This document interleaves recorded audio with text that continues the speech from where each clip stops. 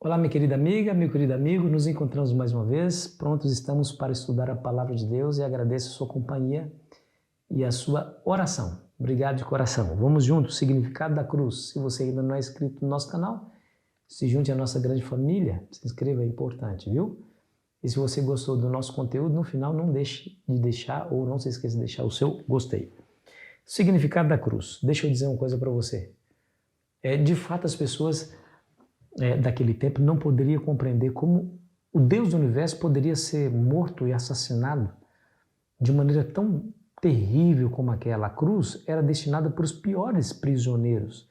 Era uma fonte de vergonha, porque o indivíduo era pendurado na cruz sem nenhuma peça de roupa, ele estaria ali exposto à vergonha da sua nudez, com seus braços amarrados na cruz, de maneira que ele não pudesse tampar as suas vergonhas.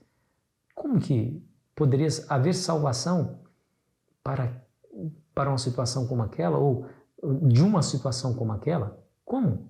Como que a salvação poderia surgir de uma crucificação? Isso, para os gregos, era uma tremenda de uma loucura, não fazia sentido para eles. O apóstolo Paulo vai dizer em 1 Coríntios capítulo 1, o versículo 1 Coríntios capítulo 1, isso é fato na pregação de Paulo, porque no capítulo 1, o versículo 23 e 24 diz assim, ó: mas nós pregamos a Cristo crucificado, escândalo para os judeus, loucura para os gentios. Mas para os que foram chamados, tanto judeus como gregos, pregamos a Cristo o poder de Deus e a sabedoria de Deus.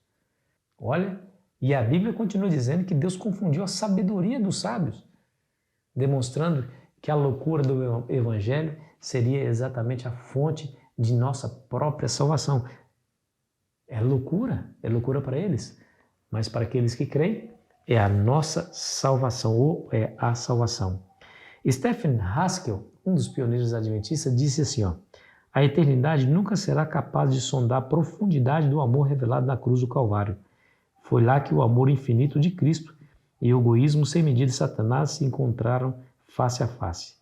E nós vamos ver de maneira muito mais forte, muito mais detida, essa grande realidade, quando o amor de Deus e o egoísmo de Satanás se enfrentaram ou se encontraram face a face. O amor de Deus por demonstrar salvação, por estar disposto a derramar o seu sangue, por estar disposto a ir às últimas consequências para salvar até o pior de todos os pecadores. Egoísmo pelo fato de Satanás infligir ao Filho de Deus uma tortura atroz sem limites. Não é à toa que o Salmo 80 diz que na cruz a justiça e a paz se beijaram. E de fato aconteceu isso mesmo, né? Então Cristo morreu para nossa própria salvação.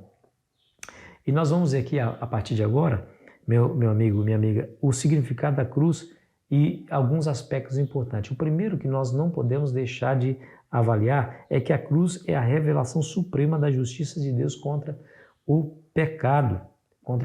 Veja que a Bíblia diz que o salário do pecado é a morte.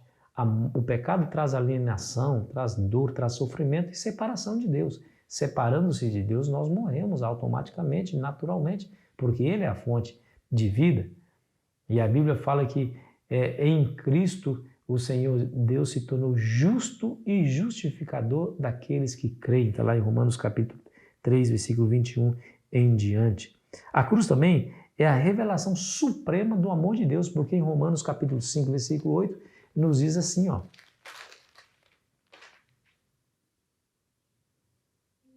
mas Deus prova o seu próprio amor para conosco pelo fato de ter Cristo morrido por nós, sendo nós ainda pecadores.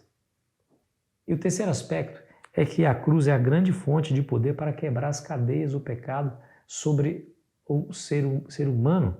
Eu gosto muito desse texto aqui, ó, de Romanos capítulo 6, versículo 22 e 23, que diz assim: agora, porém, libertados do pecado, transformados em servos de Deus, tende o vosso fruto para a santificação e, por fim, a vida eterna. Porque o salário do pecado é a morte, mas o dom gratuito de Deus é a vida eterna em Cristo Jesus, nosso Senhor. Viu aí? A expressão libertos do pecado e transformados em servo de Deus. A quarta é: a cruz é a nossa única esperança de vida eterna. E o texto para memorizar: Deus amou ao mundo de tal maneira que deu seu Filho unigênito, para que todo aquele que nele crê não pereça, mas tenha a vida eterna.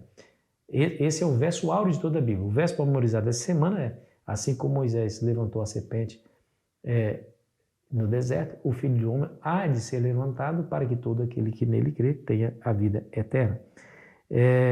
E o quinto aspecto: a cruz é o único antídoto contra a futura rebelião do universo. E aqui, meu amigo, aqui é o ponto central.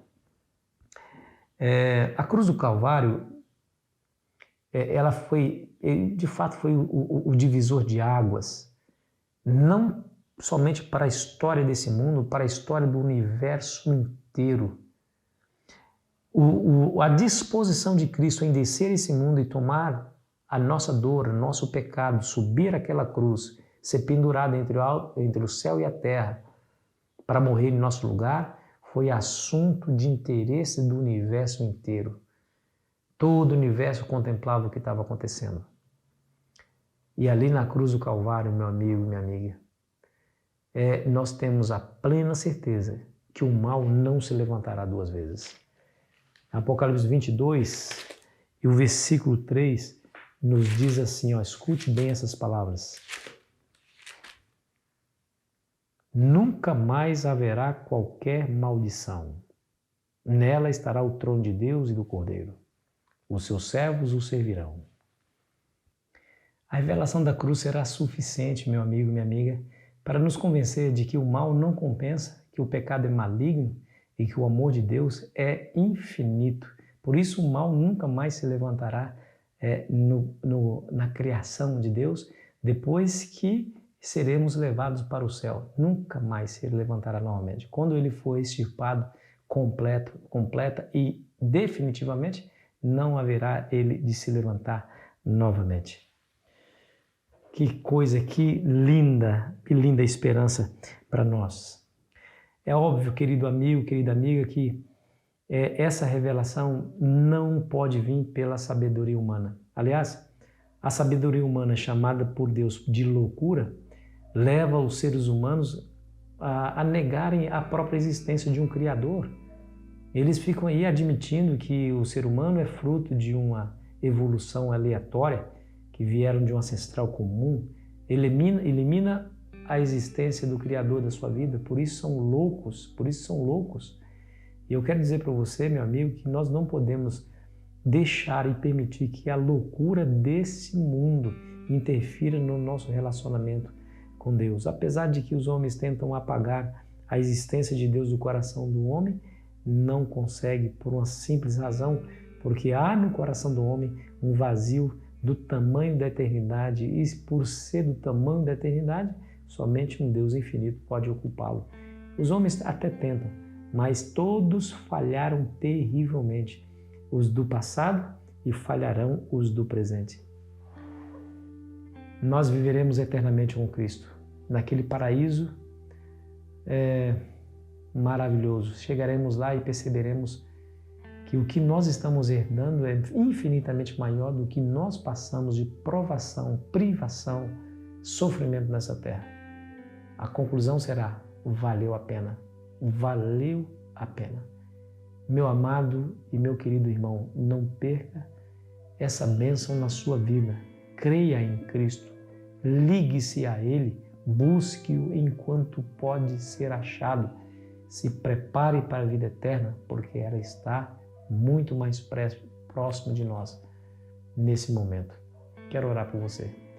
Senhor Deus, eu peço a tua bênção sobre o teu filho, sobre a tua filha, que me escuta nesse momento. Que a graça do Senhor invada o teu coração, de maneira que as trevas da alma seja expulsa e que a luz do Evangelho brilhe forte e tremendamente sobre o coração deles.